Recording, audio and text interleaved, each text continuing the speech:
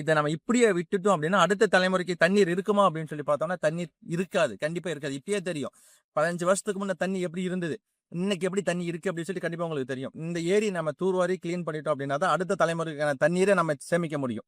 வணக்கம்.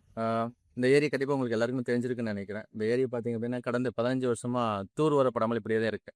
நாமளும் பல மனுக்கள் கொடுத்துருக்கோம். அது சிஎம் மனுவிலிருந்து, நம்ம கலெக்டர்கிட்டேருந்து, ப்ளஸ் பஞ்சாயத்து தலைவர்கிட்டேருந்து, கிராம பஞ்சாயத்து சபையிலேருந்து எல்லா இடத்துலையுமே நம்ம கொடுத்துருக்கோம். பட் ஆனால் இதுக்கான முறையான தீர்வு இதுவரை எடுக்கப்படாம தான் இருக்கு. அதுக்காக தான் இப்போ நம்ம புதிய ஆட்சி டிவிக்கு அமைச்சிருக்காங்க. அவங்க கிட்ட கொடுத்து நம்ம இதுக்கான புதிய முயற்சி பண்ணி பார்ப்போம். புதிய அரசு அமைஞ்சிருக்கு. அதுக்கான ஸ்டெப்ஸ் என்ன எடுக்கிறாங்கன்னு சொல்லி பார்க்கலாம். அதுக்காக நான் இப்போ தான் ட்ரோன் ஷாட்டை விட்டு ஃபுல்லாகவே கவர் பண்ணியிருக்கோம். பரப்பளவு ஃபுல்லாகவே எடுத்திருக்கோம். இது வந்து முறையாக நம்ம செக் பண்ணி பார்த்தோம் அப்படின்னா எப்படி பார்த்தாலும் 50லேருந்து 60 ஏக்கரா இருக்கும். உள்ள செடிகள் மட்டுமே பார்த்தோம்னா குறைஞ்சபட்சம் செடிகள் வந்து 15,000லேருந்து 20,000 வேல மரம் இருக்கும்.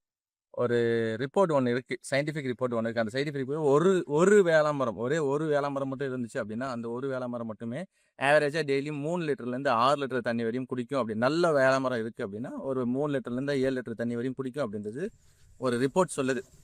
ஓகே. இப்போ நம்ம ஏரியால இருக்குது பார்த்தோம்னா 15,000லேருந்து 20,000 வேல மரம் இருக்கும். ஸோ அப்படி இன்னைக்கு யோசிச்சு பாருங்க எவ்வளோ தண்ணி இந்த வேல மரம் குடிக்கும். இது ஏன் நம்ம ஏரியை தூர்வாரணும்னு சொல்லிட்டு கடந்த 5 வருஷமா நம்ம முயற்சி பண்ணிட்டு இருக்கோம் அப்படின்னா, ஃபர்ஸ்ட் காரணம், ஏரி வந்து நம்ம தூர் வாரிட்டோம் அப்படின்னா நிலத்தடி நீர் மட்டம் தானா உயரும். நிலத்தடி நீர் மட்டம் தானா உயர்ந்துச்சு அப்படின்னா நம்மளோட கிணறா இருக்கட்டும் இல்லை போரா இருக்கட்டும் ஃபுல்லாக தண்ணி ரம்பிடும். நம்மளுக்கான தண்ணீர் வெளியில போயிட்டு காசு கொடுத்த தண்ணீர் வாங்கும் சூழ்நிலை சுத்தமாக ஒழிக்கப்படும். இங்கே தண்ணி நம்ம காசு கொடுத்து வாங்கவே தேவையில்லை. இப்போ இங்கே தண்ணி நம்மளுக்கு ஃபுல்லாக கிடைச்சு அப்படின்னா இளைஞர்கள் விவசாயம் பண்ணணும் அப்படின்ற ஆர்வம் அவங்களுக்கு உருவாகும்.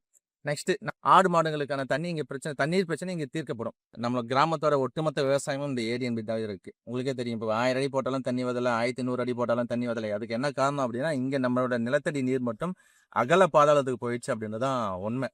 1100 அடி போட்டாலும் தண்ணி வரல, 1200 அடி போட்டாலுமே தண்ணி வரல அப்படின்ற சூழ்நிலை தான் இப்போ இருக்கு. இந்த ஏரியை வந்து நம்ம கிளீன் பண்ணி தண்ணியை நம்ம நிரப்பத்துக்கு தேவையான வழியை நம்ம உருவாக்கிட்டோம் அப்படின்னா நம்ம கிராமத்தோட ஒட்டுமொத்த விவசாயமும் மிக சிறப்பாக இருக்கும். உங்களுக்கு எல்லாருக்குமே தெரிஞ்சிருக்கும். ஒரு 10 வருஷத்துக்கு முன்னே பார்த்தோம் அப்படின்னா நம்ம ரோட் சைடில் பார்த்தோம்னா எல்லாருமே பருத்தி வச்சிருப்பாங்க. எல்லாருமே முடிஞ்ச அளவுக்கு கடலக்கா போட்டிருப்பாங்க. வேற என்னென்னலாம் நம்மளால விவசாயம் பண்ண முடியுமோ எல்லாத்தையும் பண்ணியிருந்தோம். ஒட்டுமொத்தமாக ஏகப்பட்டியில் பருத்தி அழிக்கப்பட்டது அப்படின்னா ஒரே காரணம் நம்மக்கிட்ட தண்ணி இல்லை.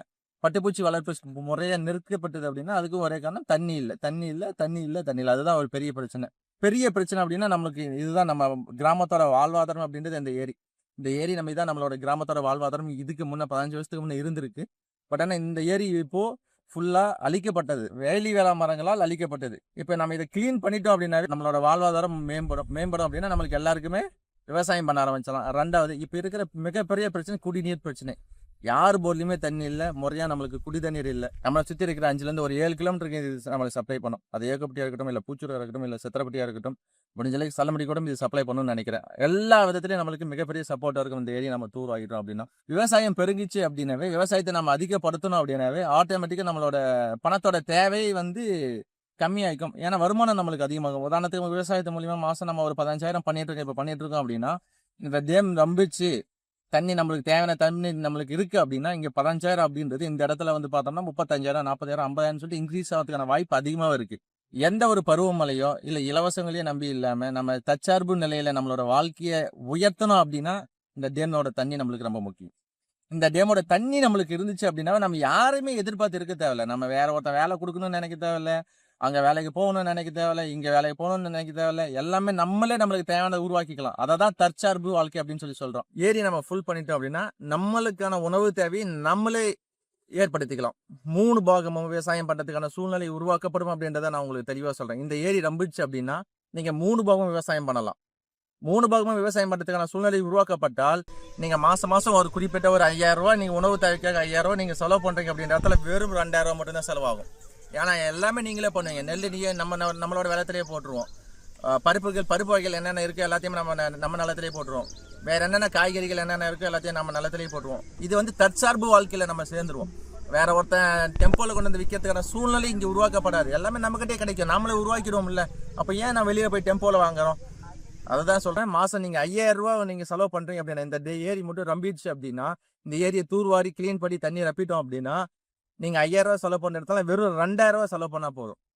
இந்த ஏரி அப்படின்றது இங்க இங்க இருக்கிற 10 குடும்பத்தோட தேவையோ, இல்ல 50 குடும்பத்தோட தேவையோ, 100 குடும்பத்தோட தேவையில்ல. இத நம்பி இருக்கிற ஒட்டுமொத்த மக்களோட தேவை. இந்த ஏரிய சுத்தி இருக்கிற 15,000 மக்களோட தேவை தான் இந்த ஏரி. அதுக்கான முயற்சி தொடரும்.